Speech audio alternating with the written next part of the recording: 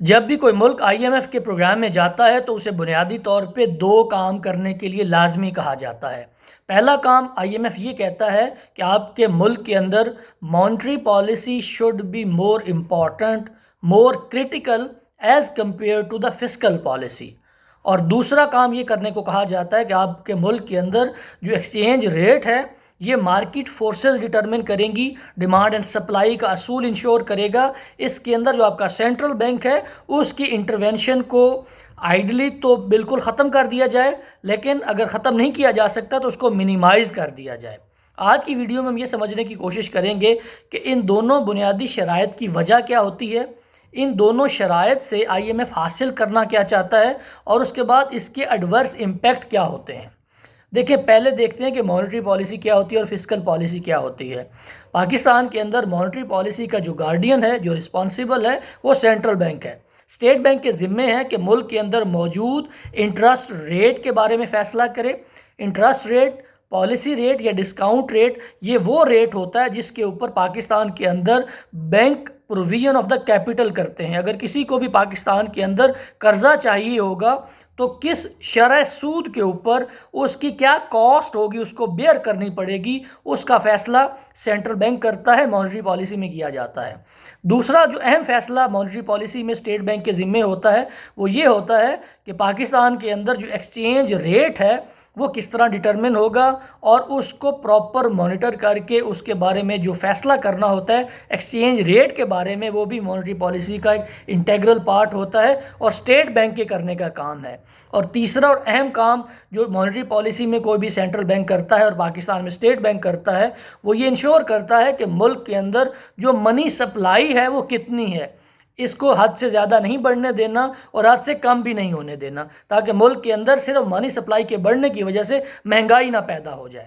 On the other hand, اگر ہم fiscal policy کی بات کریں تو فسکل پالیسی کے حوالے سے جو بنیادی ذمہ داری ہے، جو رسپانسبلٹی ہے، وہ منسٹری آف فائنانس کی ہے، اور اس کے اندر ٹیکسیشن کے حوالے سے فیصلہ کیا جاتا ہے، سپینڈنگز اور سبسڈیز کے بارے میں فیصلہ کیا جاتا ہے، اور جو فیڈرل گورنمنٹ کا ایک فلیگ شپ پروجیکٹ ہوتا ہے پبلک سیکٹر ڈیولپمنٹ پروگرام، جس کو پی ایس ڈی پی کہا جاتا ہے، اس کے بارے میں فیصلہ کرنا ہوتا ہے کہ فیڈرل گورنمنٹ نے پورے پاکستان میں ڈیولپمنٹ کے، انفراسٹرکچر کے، فلاح و بہبود کے کون کون سے ایسے پروجیکٹس ہیں جو کہ لگانے ہیں۔ تو یہ دو بنیادی کام ہوتے ہیں مانیٹری پالیسی کے اندر اور فسکل پالیسی کے اندر۔ تو اب دیکھنے کی یہ کوشش کرتے ہیں کہ آئی ایم ایف کا کیا مقصد ہوتا ہے کہ وہ فسکل پالیسی کو کم اہمیت دے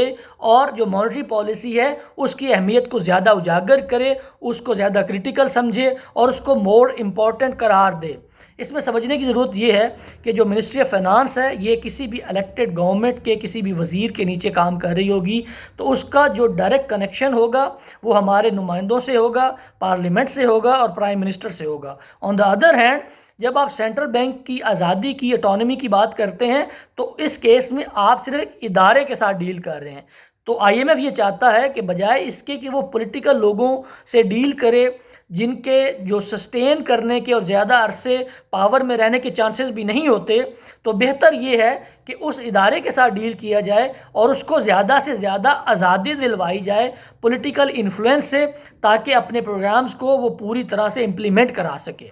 اس میں دیکھنے کی ضرورت یہ ہے کہ ان دونوں چیزوں کو، مانیٹری پالیسی کو اور فسکل پالیسی کو، آپ الگ الگ کر کے نہیں دیکھ سکتے۔ یہ بالکل انٹر لنکڈ ہیں، ایک دوسرے کے اوپر ڈیپینڈیبل ہیں اور ایک دوسرے کو کمپلیمنٹ کرتی ہیں، ایک دوسرے کو سپورٹ کرتی ہیں۔ ایک کے اندر اچھی پالیسی کے اندر جو اس کا اچھی کارکردگی ہوگی، اس کی ریفلیکشن یا اس کا جو بیڈ امپیکٹ ہے یا ایڈورس امپیکٹ ہے وہ دوسرے حصے کے اوپر بھی ضرور پڑے گا۔ لیکن ہو یہ رہا ہے پاکستان کے اندر، بظاہر لگتا یہ ہے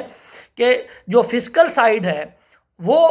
پاکستان کے اندر مہنگائی کا ذمہ دار مانیٹری سائیڈ کو قرار دیتی ہے، اور جو مانیٹری سائیڈ ہے وہ پاکستان میں مہنگائی کا جو ذمہ دار ہے وہ فسکل سائیڈ کو قرار دے رہی ہے۔ آپ نے گورنر اسٹیٹ بینک کی تقریباً ہر پریس کانفرنس میں یہ فکرہ ضرور سنا ہوگا کہ پاکستان کو فسکل کنسولیڈیشن کی بھی ضرورت ہے۔ اب فسکل کنسولیڈیشن سے ان کی مراد یہ ہوتی ہے کہ منسٹری آف فائنانس بھی اپنا کام صحیح کرے، اور جب بھی وہ مہنگائی کو ریفر کرتے ہیں، انفلیشن، تو اس بات کو ضرور وہ مینشن کرتے ہیں کہ پاکستان کے اندر جو انفلیشن کی بنیادی وجوہات ہیں ان میں فسکل کنسولیڈیشن کا نہ ہونا ایک پرائمری وجہ ہے۔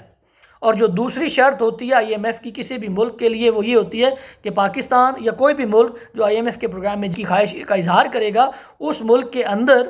جو ایکسچینج ریٹ ہے اس کو ڈٹرمن کرنے میں جو سینٹرل بینک ہے اس کی انٹرونشن منیمائز کر دی جائے یا آئیڈلی ختم کر دی جائے، اور مارکیٹ فورسز شوڈ ڈٹرمن کہ پاکستان کے اندر ایکسچینج ریٹ کیا ہوگا۔ اس کی بنیادی وجہ یہ ہے کہ جو انٹرونشن ہے اسٹیٹ بینک اس کو ختم کرنے کی جو بنیادی لاجک ہے یا اس شرط کو رکھنے کی جو بنیادی وجہ ہے وہ یہ ہے کہ آپ نے پہلے بھی نام سنا ہوگا، میں نے اپنی گزشتہ ویڈیو میں اس کا ذکر کیا تھا کہ I M F, world bank اور یو ایس ٹریجری نے مل کے تمام جو تھرڈ ورلڈ کنٹریز ہیں ان کی اکانومیز کو سٹڈی کرنے کے بعد ایک سلوشن پرپوز کیا ہے۔ اس سلوشن کا جو نام دیا انہوں نے وہ یہ دیا کہ یہ واشنگٹن کنسنسس ہے یا نیو لبرل اکنامک سسٹم ہے۔ اب اس نیو لبرل اکنامک سسٹم میں جو انہوں نے سلوشن پرپوز کیا ہے وہ یہ کیا ہے کہ کسی بھی ملک کے اندر اگر ایکسچینج ریٹ کے اوپر انٹرونشن کرے گا اس کا سینٹرل بینک، پاکستان کے کیس میں اسٹیٹ بینک، تو اس کو وہ ریسٹرکٹ کر کے رکھے گا اور اس کو پیرٹی میں رکھنے کی کوشش کرے گا، کم سے کم رکھنے کی کوشش کرے گا، اور اگر مارکیٹ فورسز ڈٹرمن کریں گی تو سمپل ہو جائے گا، جیسے ڈیمانڈ بڑھے گی اس کی پرائس بڑھ جائے گی، جب سپلائی بڑھے گی تو اس کی پرائس کم ہو جائے گی، اور اسی طرح ڈیمانڈ اگر کم ہوگی تو پرائس بھی کم ہو جائے گی۔ تو وہ بنیادی طور پہ چاہتے یہ ہیں کہ اس وقت جو ویسٹ کے اندر اکنامک سسٹم کے حوالے سے ان کے جو سینسٹیو ہونا ہے وہ اس قدر ہو گیا ہے کہ وہ یہ سمجھتے ہیں کہ ہمارا جو دین ہے، ہمارا جو ریلیجن ہے اس کے اوپر تو ہم سیکریفائز کر سکتے ہیں، لیکن ہمارا جو اکنامک سسٹم ہے اس کے اندر کسی بھی قسم کی کوئی بھی ایسی بات ہم قبول نہیں کریں گے، برداشت نہیں کریں گے جو اس کے کسی بھی فنڈامنٹل اصول کے ساتھ ٹکراتی ہوگی، اور ڈیمانڈ اینڈ سپلائی کا پرنسپل، فری مارکیٹ اکانومی کا پرنسپل، اور صحیح تر الفاظ میں نیو لبرل اکنامک سسٹم کے انشور کرنے میں جو چیز بھی ہنڈرنس کریٹ کرے گی اور اس کے اندر کسی بھی قسم کے مسائل پیدا کرنے کی کوشش کرے گی اس کو وہ برداشت نہیں کریں گے۔ اسی لیے وہ یہ چاہتے ہیں کہ جو مانیٹری پالیسی ہے اس میں ایکسچینج ریٹ کے بارے میں کسی بھی ملک کے سینٹرل بینک کا رول نہ ہونے کے برابر ہو، اور صرف جو مانیٹری پالیسی ہے یہ بہت بڑا سبجیکٹ ہے، اس کے متعلق ایک ویڈیو میں الگ سے بناؤں گا جس میں صرف پاکستان کی جو مانیٹری پالیسی ہے جو کہ شاید 19 نومبر کو پریزنٹ کی گئی ہے اس کے حوالے سے ایک پوری ویڈیو بناؤں گا جس میں ہم ایکسپلین کرنے کی کوشش کروں گا کہ مانیٹری پالیسی میں بنیادی طور پہ کیا کام کیا جاتا ہے اور مانیٹری پالیسی کا بنیادی مقصد کیا ہوتا ہے۔ اس ویڈیو کے سکوپ میں ہم نے یہ سمجھنے کی کوشش کی کہ پاکستان اس وقت چونکہ آئی ایم ایف کے پروگرام میں ہے اور سٹاف لیول ایگریمنٹ ہونے کے چانسز ہیں اور مختلف خبریں آ رہی ہیں کہ شاید پاکستان کا سٹاف لیول ایگریمنٹ بہت جلد ہو جائے گا، تو کون سی ایسی دو بنیادی شرطیں تھیں جن کی وجہ سے پاکستان کی اکانومی میں بہت زیادہ مہنگائی آ گئی اور آئی ایم ایف کے پروگرام کے بعد کنسولیڈیشن ہونے کی بجائے پاکستان کی اکانومی کے اوپر اس کے ایڈورس امپیکٹ آئے۔ تو اس ویڈیو کے بارے میں اگر آپ کا کوئی سوال ہو، کوئی فیڈ بیک ہو یا آپ کو لگے کسی بات کی مزید تشریح کی ضرورت ہے تو ضرور آگاہ کیجیے گا۔ Thank you so much.